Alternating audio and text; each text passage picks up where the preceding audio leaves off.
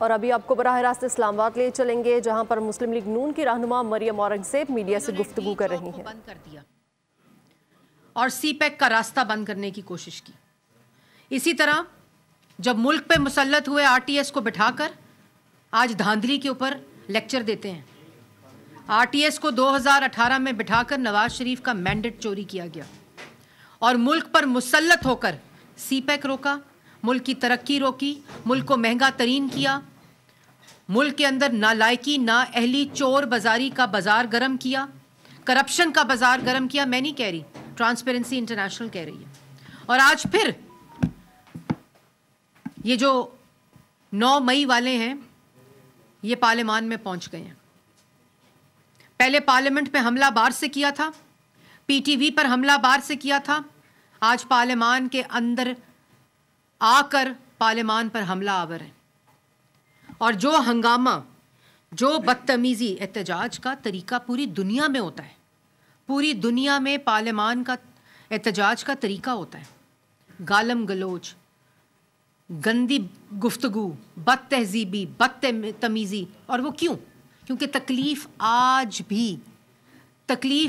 भी ये है कि कहीं मुल्क तरक्की ना कर जाए, कहीं सीपैक दोबारा ना चल जाए, शहबाज शरीफ साहब आ गए हैं, कहीं महंगाई कम ना हो जाए क्योंकि मुस्लिम लीग नून आ गई है, कहीं मुल्क के हालात बेहतर ना हो जाएं, कहीं नौजवान को जो बेरोज़गारी में पिछले 7 साल में बेरोज़गार है उनको रोज़गार ना मिल जाए, कहीं आईटी का इनकलाब ना आ जाए, एग्रीकल्चर का इनकलाब ना आ जाए, मुल्क में तालीम और सेहत का इनकलाब ना आ जाए। क्योंकि ये 4.5 साल इस मुल्क को सिर्फ लूट कर गए हैं। लेकिन मैं एक बात पाकिस्तान की आवाम को बताना चाहती हूँ, ये जितनी बदतमीज़ी कर लें, जितनी हंगामा आराई कर लें, जिस तरह शहबाज शरीफ साहब ने क्या कह रहे थे अपनी तकरीर में, कह रहे थे काश ये शोर जो है वो शऊर में बदल जाए।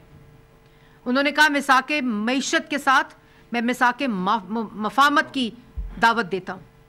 इस गालम गलोच के बावजूद जब ये इक़्तिदार में आए थे तो पूरी की पूरी अपोजिशन सजाए मौत की चक्कियों में थी। हमने तो कोई मुल्क दुश्मनी नहीं की, हमने तो शोधा के मुजस्मे ज़मीनों पर फेंक के ठुड्डे नहीं मारे, हम तो रियासत के ऊपर हमला आवर नहीं हुए। ये जो 9 मई वाली जहनीत है, असल में ये जहनीत मुल्क की तरक्की को रोकती है। और जिस तरह शहबाज शरीफ साहब ने आज की तकरीर को पूरा किया है, इस हंगामा आराई, इस शोर शराबे के बावजूद इंशाल्लाह उसी तरह पूरे का पूरा टेन्योर जो पाकिस्तान की आवाम ने मैंडेट दिया है उस टेन्योर को मुकम्मल करेंगे। इसी तरह ये 2013 वाले ना बदले हैं और ना बदलने वाले हैं। क्योंकि ये जो आपको शक्लें नज़र आती हैं, ये शक्लें नहीं हैं, ये जहनीत है, ये वो माइंड सेट है जिसने इस मुल्क के नौजवान को बदतमीज़, बदतहजीबी सिखाई है, इनकलकेट की है। लेकिन इंशाअल्लाह हम आवाम की खिदमत कर, ये यूं ही शोर करेंगे, ये इसी तरह गालम गलोच करेंगे क्योंकि ये जहनीत है जो मुसल्लत है इस वक्त। तमाशा, धांधली धांधली धांधली। ओ भाई, खैबर पख्तूनख्वा में धांधली नहीं हुई? पंजाब के अंदर जिस जगह हारे हैं वहां धांधली, जिस जगह जीते हैं वहां शफाफियत का इलेक्शन हुआ है। मतलब एक कॉन्स्टिट्यूएंसी के साथ वाली कॉन्स्टिट्यूएंसी पंजाब की बड़ी शफाफ हुई इलेक्शन हुआ है और उसके साथ वाली कॉन्स्टिट्यूएंसी में धांधली हो गई है। तो क्या तुम लोगों ने 400 सीटें जीतनी थी? पूरे पाकिस्तान में जितनी सीट्स हैं वो पाकिस्तान तहरीके इंसाफ ने जीतनी थी। तमाशा लगाया हुआ है। और अगर धांधली को आपका कोई किसी किस्म की तकलीफ है, याद है वो 2013 में 4 हल्के खोल दें, वो खोदा पहाड़ निकला चूहा। अब फिर वही तमाशा। अगर आपको कोई शायबा है, कोई शिकायत है, इलेक्शन कमीशन जाएं। इलेक्शन कमीशन जाते हैं, वहाँ से वो जो इलेक्शन कमीशन है वहाँ के जो लोग हैं वो पूछते हैं एविडेंस तो कहते हैं टीवी से एविडेंस ले लें, टीवी से फॉर्म 45 ले लें। तमाशा बनाया हुआ है। लेकिन मैं वाज़ेह अल्फाज में कहना चाहती हूँ कि इंशाअल्लाह जिस तरह शहबाज शरीफ साहब ने अपनी तकरीर मुकम्मल की है, पार्लियामान में पाकिस्तान की आवाम को रिप्रेजेंट किया है आज जिस हौसले के साथ, जो आईटी के अंदर, एग्रीकल्चर के अंदर, खालजा पॉलिसी के अंदर, मईशत के अंदर जो अपना विजन दिया है, जो नौजवान के लिए अपना विजन दिया है, उस सब को इंशाल्लाह मुकम्मल करेंगे। पाकिस्तान को वापस 2018 में जहां तरक्की का सफर छोड़ा था वहां से शुरू करेंगे और उसको आगे लेकर जाएंगे।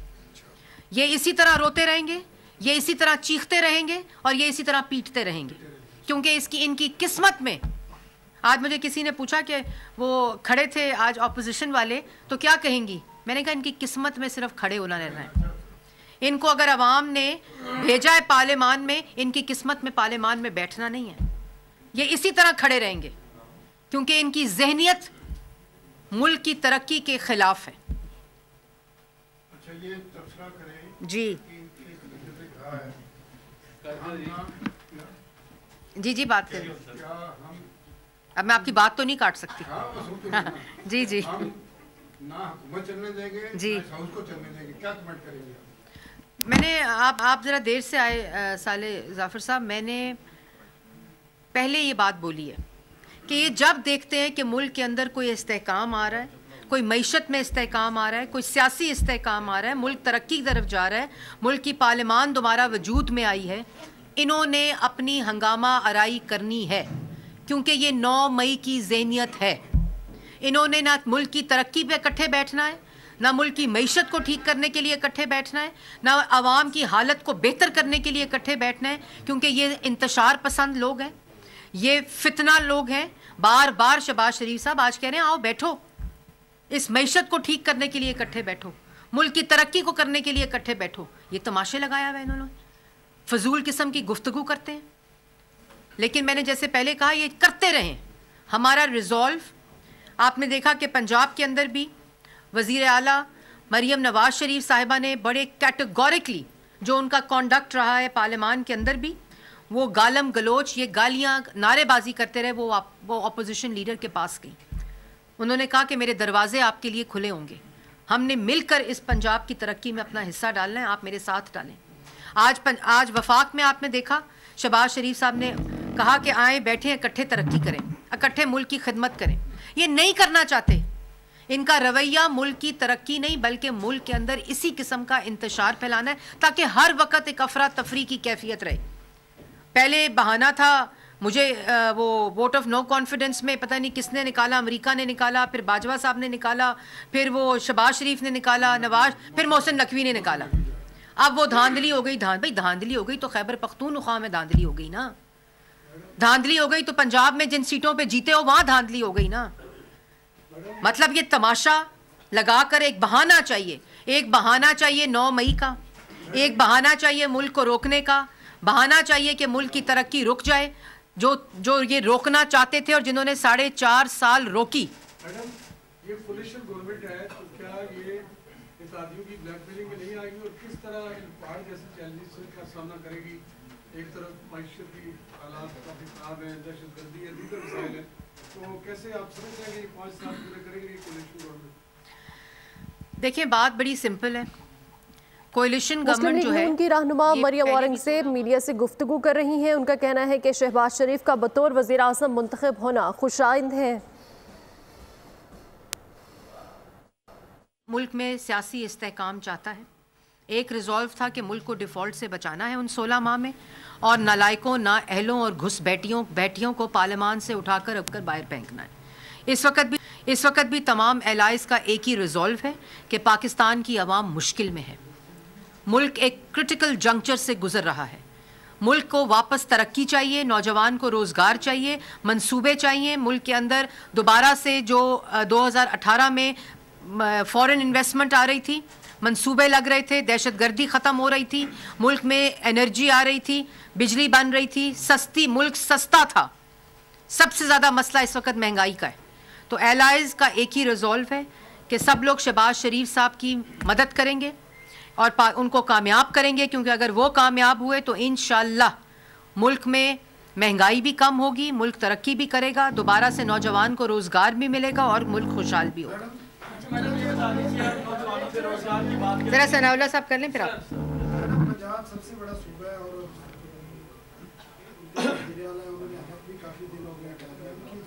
कैबिनेट कब तक बनेगी और जिस तरह आप खुद कह रही है फाइनेंशियल क्रंच है, उसका साइज क्या होगा? फेडरल की कैबिनेट कल पीएम ने क्योंकि हलफ उठाना है, कल ही फेडरल कैबिनेट हलफ उठाएगी और उसका साइज क्या है? देखिए, ये तो फैसला अभी होना है। मुझे मशावरत हो रही है। साइज़ क्या होगा वो तो ज़ाहिर है उसका तयन वज़ीर आज़म साहब करेंगे, नवाज़ शरीफ साहब करेंगे, पाकिस्तान मुस्लिम लीग नून की जो कैबिनेट होगी उसका।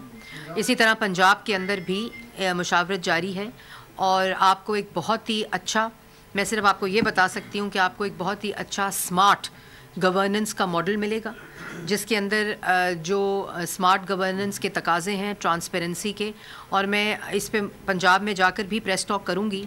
हर शोबे में नालायकी ना अहली की ऐसी निशानियाँ मौजूद हैं कि जिसको उठाओ, जिस महकमे को उठाओ, वहाँ सिर्फ पाकिस्तान की आवाम की तकलीफ़ नज़र आती है।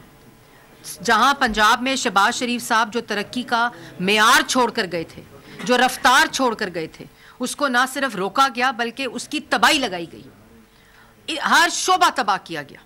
इसलिए उसके मुताबिक हम अपनी कैबिनेट भी बनाएंगे और हुकूमत को गवर्नेंस में, ट्रांसपेरेंसी में, उसके जो पेस है दोबारा से आवाम की खिदमत की, आवाम की जो मुश्किलात हैं उनको ख़त्म करने की, उसी को दोबारा से शुरू करेंगे।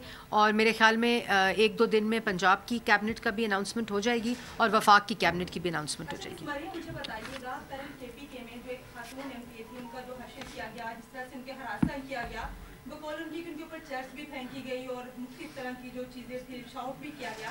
और ये पार्लियामेंट ऐसी चीज़ है कि जहाँ पे सबसे ज़्यादा हम समझते हैं कि पढ़े लिखे लोग आते हैं, वे एम्पावरमेंट की बात करते हैं। देखिए, पहली बात तो ये कि अपने गुंडों को बिठाकर गैलरीज के अंदर ये हरकतें कराई गई और पार्लियामान के अंदर भी जो लोग वहाँ बिठाए गए हैं, उनके लिए मैं इतना ही कहूँगी कि आपको सऊदी अरेबिया का वाक़या याद होगा जो मेरे साथ हुआ, आपको लंदन का वाक़या याद होगा जो मेरे साथ हुआ था। ये जहनियत है और आपको के ख़वातीन ऐसे कपड़े पहनती हैं। इस्लामाबाद में मुस्लिम लीग नून की रहनुमा मरियम औरंगज़ेब इस वक्त मीडिया से गुफ्तगू कर रही हैं।